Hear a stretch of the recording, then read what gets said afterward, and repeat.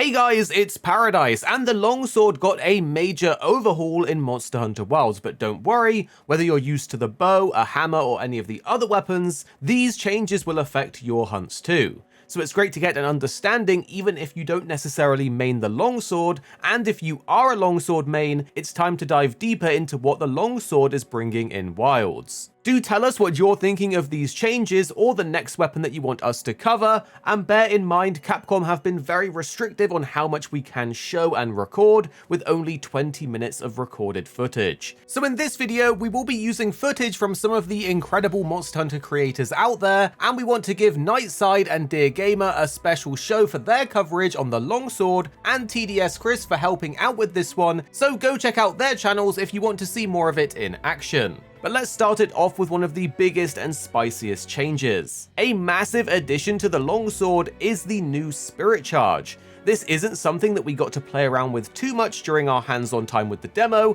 but it was in the weapon preview for a split moment. This attack allows you to charge your Spirit Round Slash to the final hit by holding down the R2 button, rather than having to chain it by doing a complete combo. The in-game description says perform a Spirit Blade attack, the level of which is based on the time charged. Charging completely will allow you to use Spirit Round Slash. The Spirit Gauge will also fill while charging. If the Spirit Gauge is red, you will be immune to being knocked back after this attack is completed. Basically, this is an awesome addition to the longsword's moveset, as it acts as an alternative option to the EI sheath for ending combo flows or starting new ones. Not only does it fill your gauge while charging, but its Spirit Round Slash will also level you up on hit. Something that is mentioned that can be huge in the long run is the mention of being immune to knockback while your gauge is red, effectively making this a longsword main's version of a true charge slash, which is kind of nuts. Not only that, but the Spirit Charge can also be weaved into combos to quickly cancel other moves and enter new strings.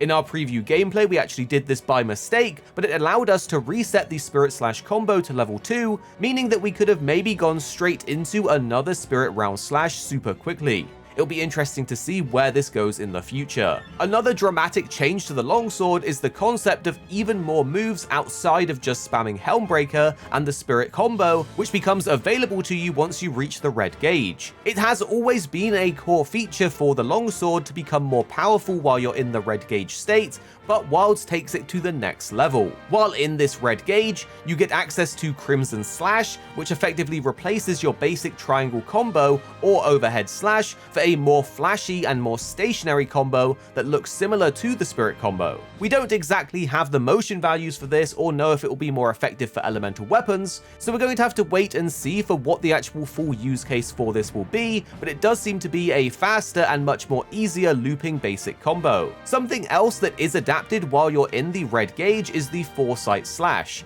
This changes into Foresight Whirl Slash and essentially gives the Foresight Slash a new incredibly cool animation where the character leaps backwards while slashing the monster, giving you some additional damage. Some people have observed that there are actually multiple versions of this attack, but we haven't been able to confirm this yet, but we will likely find it in the full game. Longsword players also have the option of performing a spinning Crimson Slash while in the red gauge, and this can be done after Spirit Roundhouse Slash and will send you leaping in a direction for some more damage and extending the red gauge's time. Of course, all weapons in Wilds also got a Focus Strike, and for the longsword it's called the Unbound Thrust. This attack is going to be extremely powerful for longsword, as it more quickly allows you to reach the red gauge. For those that don't know, the Focus Strike is a new mechanic in Wilds that goes hand in hand with wounding the monster. Wounds are like weak points that open up after you just passively attack a monster's part enough times, and hitting a Focus Strike on a wound for each of the weapons will give you a big window of attack, as well as additional damage and for some weapons extra resources. For example, when using the Unbound Thrust on the longsword, if you connect it with a wound, you will gain a level of Spirit Gauge for each wound that you connect with, meaning you could reach maximum red gauge super quickly if you hit enough wounds. And a shout out to TDS because we've been chatting with them and we noticed that there are variations of this attack that end in different versions. We've both seen an uppercut ender and a spirit slash version, and it seems like you can commit to different versions depending on your directional input. This could make it very useful for connecting with more than one wound depending on which direction the monster is in to your hunter. And speaking of directional input, something that we've spoken about before in the weapon previews for the longsword is the new mobility and fluidity that the weapon gets. This time for Wilds it's taken to the next level, as you basically have huge control over your spirit combo and crimson slash combo, influencing where you hit and where your hunter moves while executing it. You can very easily reposition yourself back or omnidirectionally during this combo, hopefully meaning you get hit a little less. But now let's talk about some of the returning moves. The EI sheath returns in Wilds, so get ready to become a counter god once again. It functions very similarly to the Rise version, meaning you can earn a level by landing timed counters, and missing doesn't actually spend your gauge in Wilds, meaning it's a bit more forgiving. The EI slash attack will still fill your gauge for a short period of time, making it easier for you to get to red gauge. And another massive returning move is of course the iconic Helm Breaker.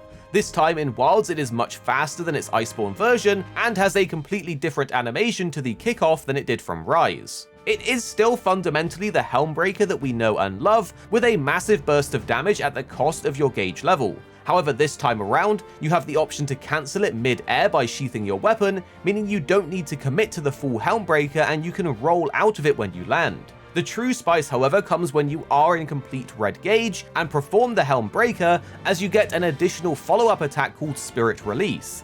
Executing this attack will cause you to spend one additional level of the gauge, but allow you to cause massive damage on your target.